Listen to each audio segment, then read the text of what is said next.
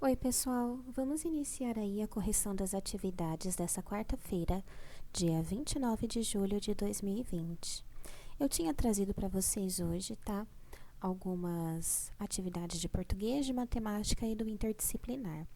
Iniciando aí, então, pelas atividades de português, o Aprender Sempre, atividade 9, refletindo sobre ICE com 2 S e ICE com C. O meu Aprender Sempre aqui, meu arquivo digital, que a gente estava usando para fazer as correções, ele veio com atividade 9 faltando, tá? Então, eu tive aí que tirar foto da atividade impressa para a gente poder fazer a nossa correção. Ficou meio ruinzinha a foto, mas vocês têm um exemplar em casa, então dá para vocês estarem lendo. Eu entrei no site do Estado, do EFAP, para baixar o arquivo novamente, só que o próprio arquivo do site está faltando essa atividade 9, tá? Mas aí, ainda bem que eu tinha um modelo impresso aí e consegui tirar foto para a gente fazer a nossa correção. Então, vamos lá. Refletindo sobre o uso do ICE com 2 S ou ICE com C. Quando estamos escrevendo algumas palavras, é comum termos dúvidas de como escrevê-las. Nessa atividade, nós vamos estudar e refletir sobre o uso das terminações ICE com C ou ICE com 2 S. Conseguimos saber que forma usar? Algumas regularidades da língua têm regras difíceis de compreender. Temos que memorizar, mas nesse caso, tem uma boa notícia. É possível compreender quando utilizar cada uma das formas. Então, o seu desafio é tentar descobrir essa regra. Vamos pensar com a ajuda da atividade a seguir. Então, eles trouxeram para a gente esse texto Namorados, de Manuel Bandeira, que diz o seguinte, ó. O rapaz chegou-se para junto da moça e disse: Antônia, ainda não me acostumei com o seu corpo, com a sua cara. A moça olhou de lado e esperou. Você não sabe quando a gente é criança e, de repente, vê uma lagartixa listada? A moça se lembrava. A gente fica olhando. A meninice brincou de novo nos olhos dela. O rapaz prosseguiu com muita doçura. Antônia, você parece uma lagartixa listada. A moça arregalou os olhos, fez exclamações. O rapaz concluiu. Antônia, você é engraçada. Você parece louca. Você gostou do texto? Comente uma parte que tenha lhe chamado a atenção. Então, essa pergunta A é resposta pessoal, tá? Você vai falar se você gostou ou não do texto, o que você achou, tá? Letra B. Você sabe o que significa meninice? Se você não sabe, pesquise no dicionário na internet ou pergunte para alguém. Depois que você tiver entendido o que é meninice, escolha uma das alternativas a seguir que melhor traduzam o significado da palavra do texto. Significa que a namorada fez uma brincadeira de menina? Significa que apesar de a namorada ser moça, naquela hora pareceu criança?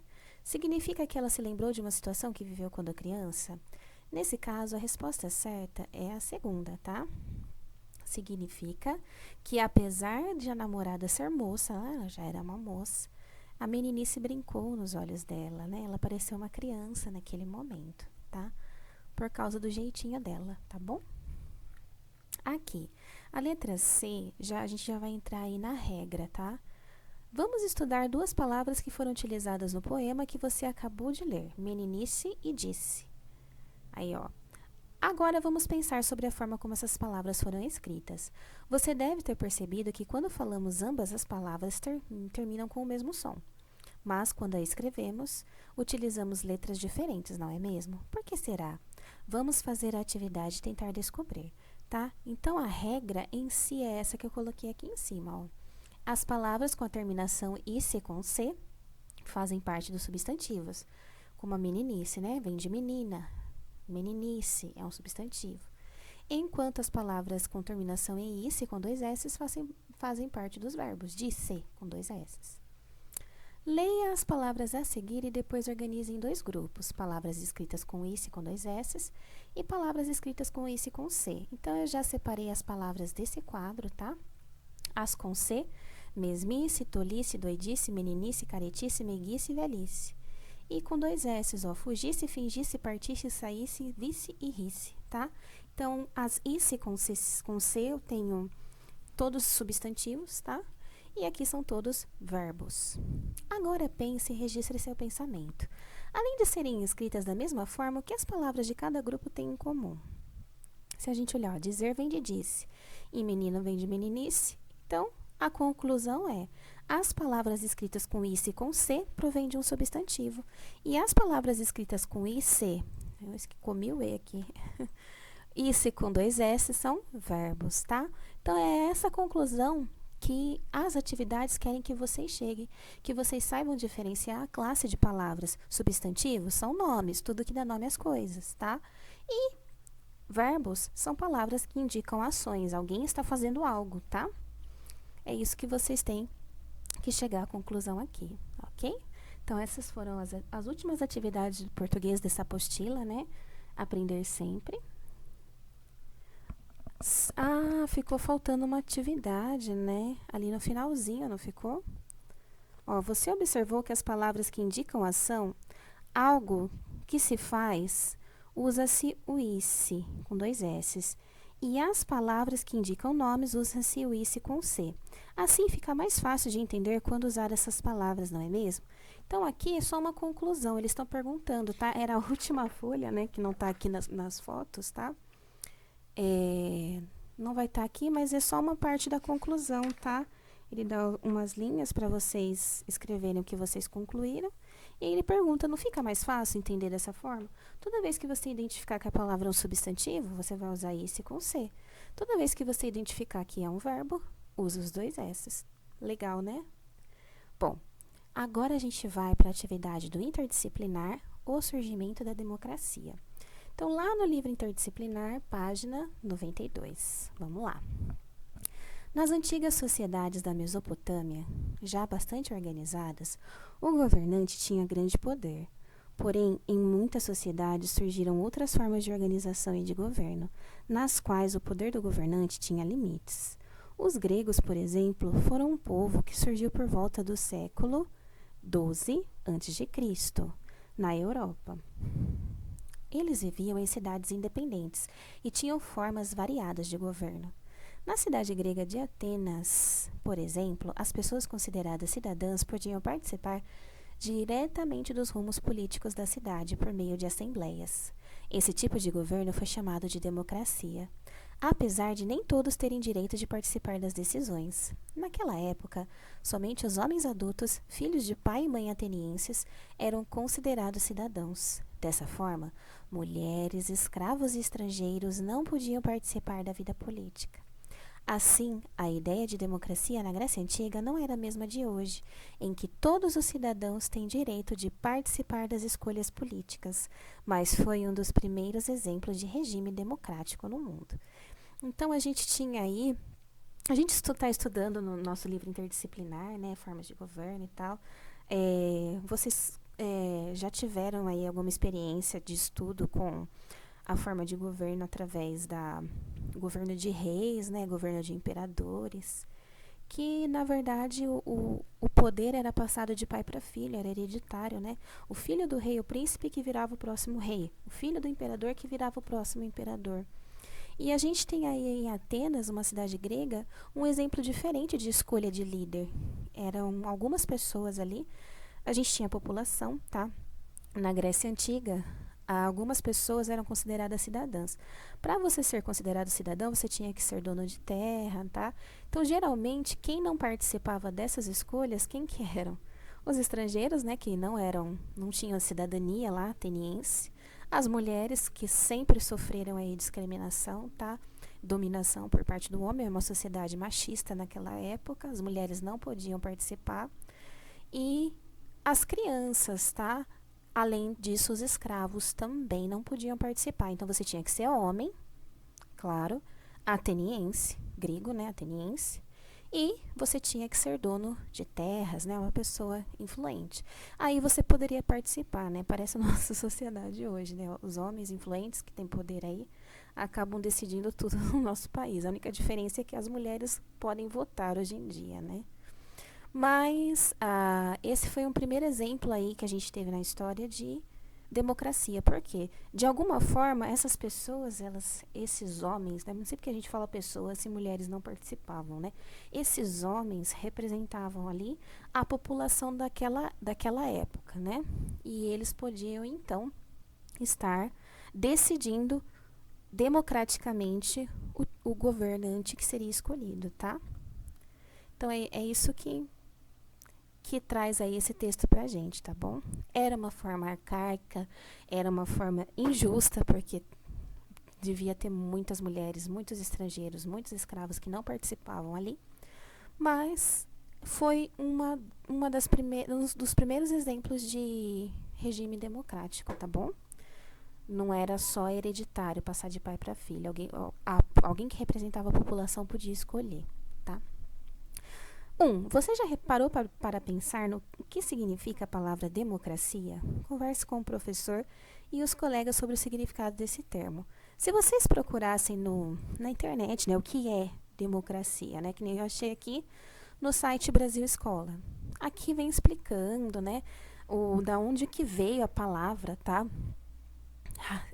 A palavra é composta dos radicais demos e kratos, tá? Que significa povo e governo. Então, é um governo que vem do povo. O que isso significa? As pessoas, a população, o povo, escolhe ali um representante que irá governar e ali representar todas as vontades da população. Então, quando a população ela vota, ela escolhe, tá? A gente chama de governo democrático. Isso que seria democracia, tá? Aí tem várias reflexões sobre democracia, a história da democracia. Ó, aqui fala que nasceu na Grécia, que nem a gente está vendo aí no nosso livro, né? Cidade-Estado de Atenas.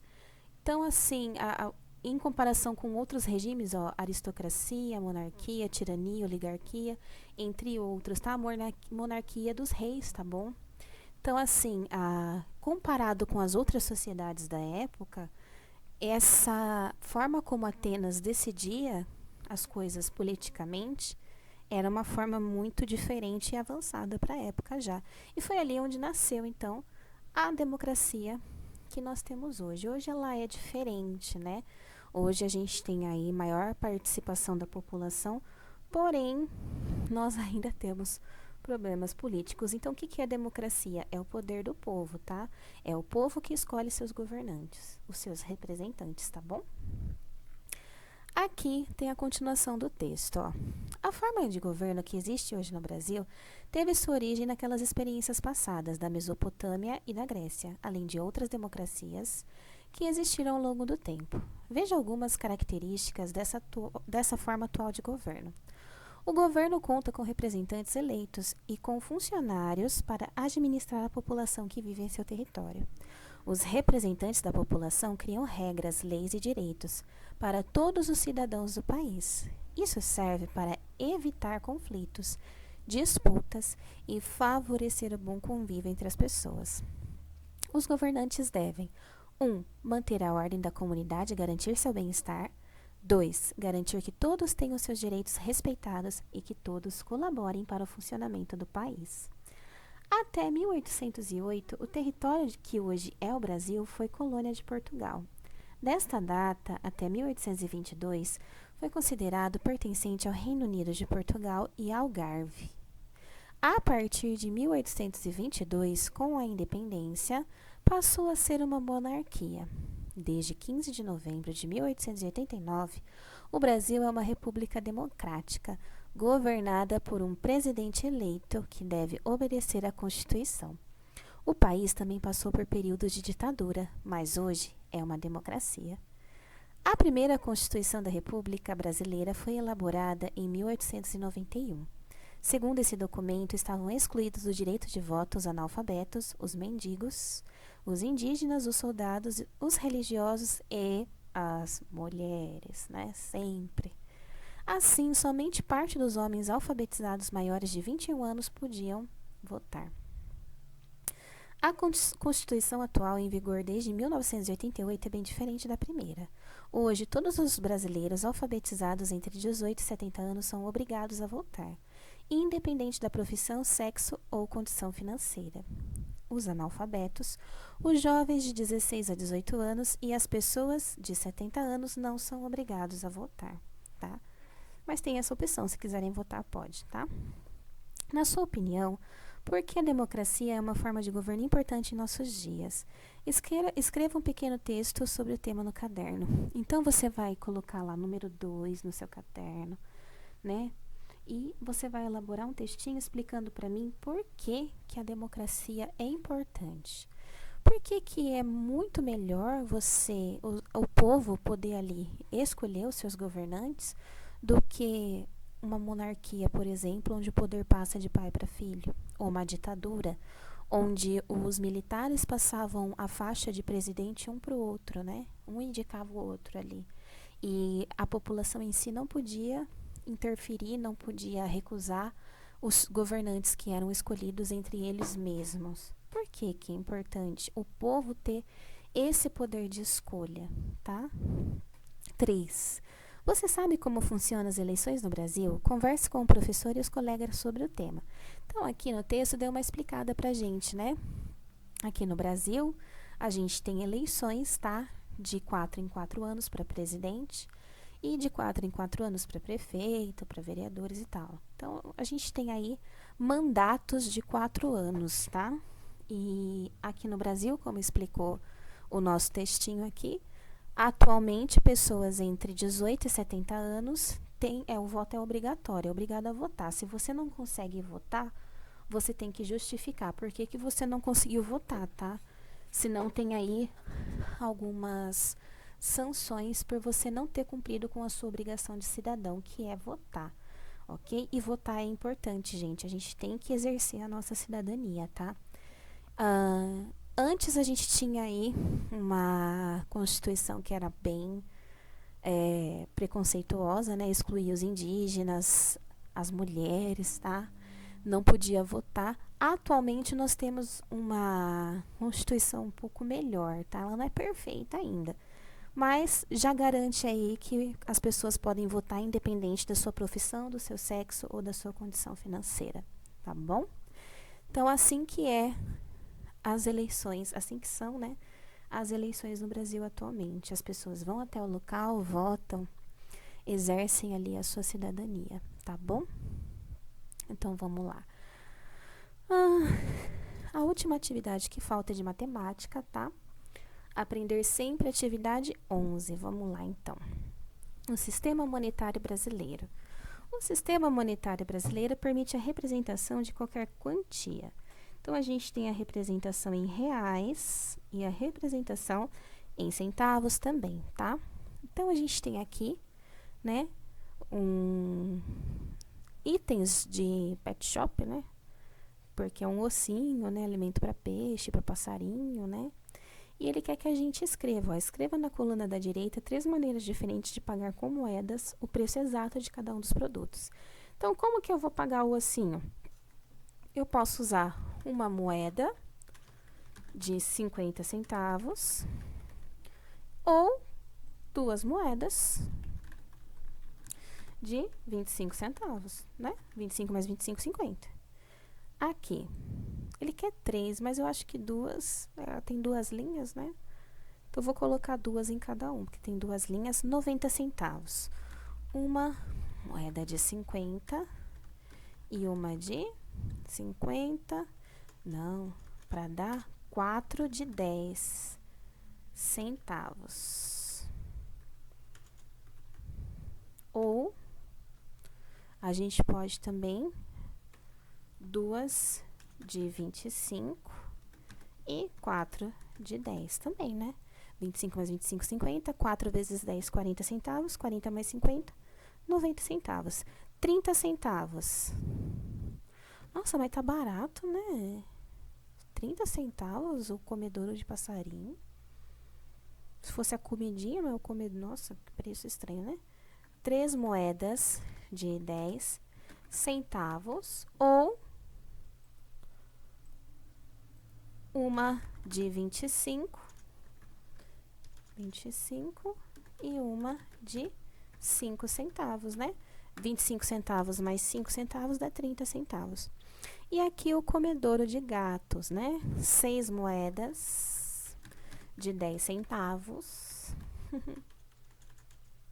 dá 60 centavos, né? Ou uma moeda de 50 e uma de 10 também dá aí 60 centavos, né? Eu acho espaço muito pequeno para vocês escreverem 3. Quem escreveu 3 formas ou outras formas além dessa, muito bem. Aqui, pessoal, ó. Por que os preços dos produtos foram escritos com vírgula? Por que tem vírgula aqui, ó? Os preços foram escritos com vírgula para indicar quantos centavos cada objeto custa, tá? Então, aqui é a casa dos centavos, tá? Depois da vírgula.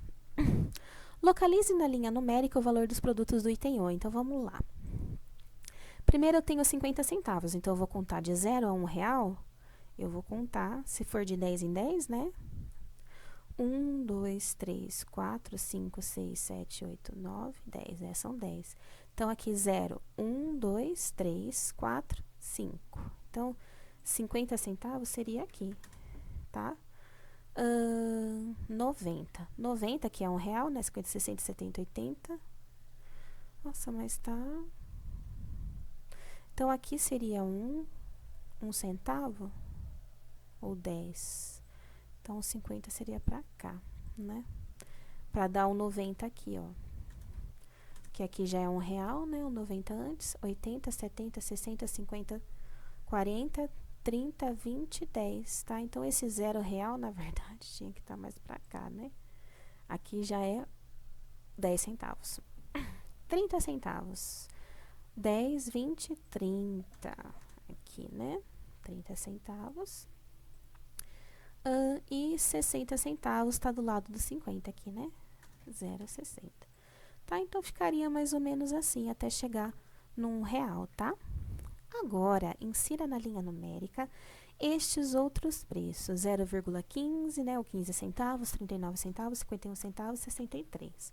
Então, vamos contar em quantas partes está dividida, né? 1, 2, 3, 4, 5, 6, 7, 8, 9, 10. Tá 10 ali, tá? Então, entre 15 e 20, entre 10 e 20 centavos, estaria aqui, então, o 15, tá? Eu colocaria ele aqui, ó.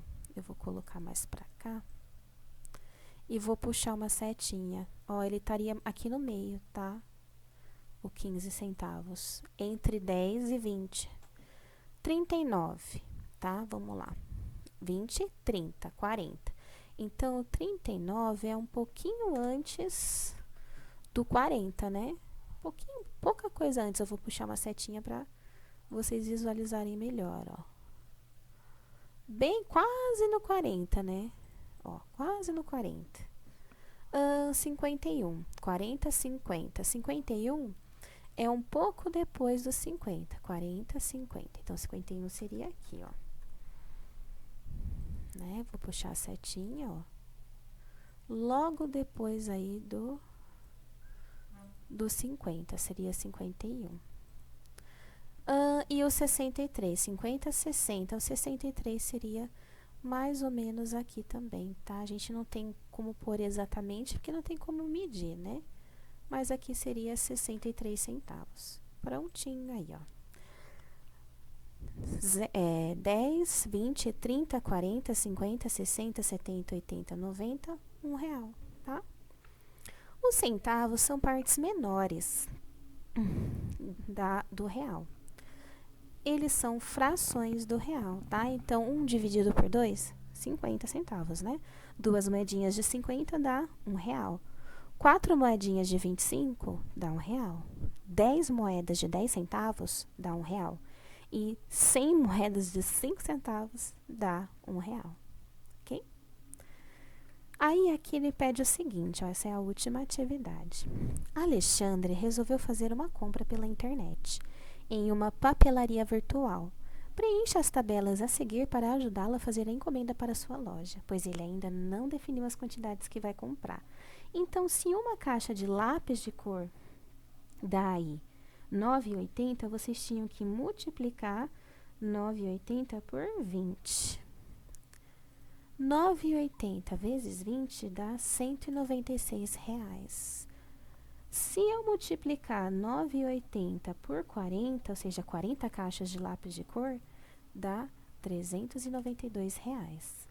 Se eu multiplicar 9,80 por 60, ou seja, 60 caixas de lápis de cor por 9,80 cada uma, dá R$588. Se eu comprar 30 caixas, né, 9,80 vezes 30, dá R$294. E se eu comprar 15 caixas de lápis de cor, eu multiplico 9,80 por 15, dá R$147, tá? Aí você deve estar se perguntando, como que eu faço multiplicação com números por vírgula, tá? Eu acho que eu já expliquei para vocês uma vez, mas eu vou explicar novamente aqui rapidinho, ó. 9,80 vezes 20. Você vai multiplicar normalmente e você só vai mexer com a vírgula no resultado final. Então, vamos lá. 0 vezes 0, 0. 0 vezes 8, 0. E 0 vezes 9, 0, tá? Dá tudo zero aqui. Aí, aqui, a gente põe aquele maisinho, né? Pra pular aí né? E para poder multiplicar pela dezena. A gente multiplicou pela unidade, que é o 0, né? 0 vezes 0, 0. 0 vezes 8, 0. 0 vezes 9, 0. Agora, eu vou multiplicar pelo 20 aqui, tá? Pelo 2, que tá na casa das dezenas. 2 vezes 0. 2 vezes 0 dá 0. 2 vezes 8 dá 16, tá? 2 vezes 8 dá 16. Deixa eu só pular para baixo aqui. Eu deixo 6 aqui e subo 1. Esse 1 do 16, ele vai somar com o resultado de 2 vezes 9. 2 vezes 9, 18. 18 mais 1, 19, tá? Então, ó, deixa eu afastar todo mundo para lá, para ficar certinho aqui, bem configurado, né? O duro de computador é isso, pronto. Aí, ó, 0 vezes 0, 0, 0 vezes 8, 0, 0 vezes 9, 0. Pulo uma casa para multiplicar pela dezena, tá? 2 vezes 0, 0. 2 vezes 8, 16, 1 subiu. 2 vezes 9, 18 mais 1, 19, tá? E aí, você soma os resultados, tá? 0 mais nada, 0. 0 mais 0, 0. 0 mais 6, 6. 9 mais nada, 9. E 1 mais nada, 1. Deu 19.600. Mas e a vírgula aqui? O que você faz com essa vírgula quando você terminou a sua multiplicação? Você vai contar quantas casas decimais tem. 1, 2. Não tem o 8 e o 0? Não são 2 casas? 1, 2. Então, você vai contar 2 casas começando do final do número, ó. 1, 2. Então, eu vou pôr a minha vírgula aqui, tá? É assim que a gente resolve aí multiplicação com números com vírgula, tá? Por que que eu coloquei a vírgula aqui depois dos 2 zerinhos? Porque eu andei 2 casas de acordo com a vírgula aqui do 9,80. Deu R$196, ó. 9,80 vezes 20. É assim que eu faço, tá bom? Então, vamos multiplicar o estojo agora. O estojo custa R$24. 24 vezes 30, R$720. 24 vezes 15 dá R$360. 24 vezes 60 dá R$1.440. Quase que não cabe meus números aqui, né? 24 vezes 60, 1.440. 24 vezes 20 dá R$480. 24 vezes 40 dá R$960. E 24 vezes 10, 240. Aqui, cada tesoura custa R$3. 3 vezes 20, R$60. 3 vezes 60, R$180. 3 vezes 30 dá R$90. 3 vezes 50 dá R$150. E 3 vezes 40 dá R$120. Muito bem. Agora falta o gizão de cera, né? Deve ser um giz bem grandão. 8,70 vezes 20 dá R$ 174.